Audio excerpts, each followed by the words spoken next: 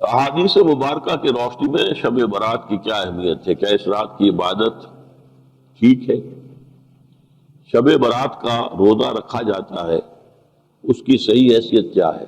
شب کا روزہ تو کبھی ہوتا ہی نہیں، یہ آپ نے شب برات کا روزہ کیسے لکھ لیا؟ شب رات کو کہتے ہیں نا۔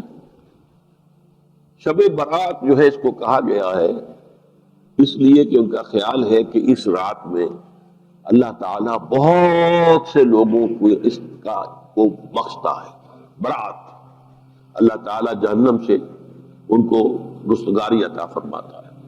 اس کے ضمن میں جو صحیح احادیث ہے صرف ایک ہے، اور وہ یہ ہے کہ حضرت عائشہ صدیقہ رضی اللہ تعالیٰ عنہ بیان کرتی ہے کہ ایک روز حضور کی میرے ہاں شب باشی کی باری تھی، لیکن میری رات کو آنکھ کھلی تو حضور نہیں تھے موجود، تو مجھے تشویش ہوئی کہ آپ کہاں گئے؟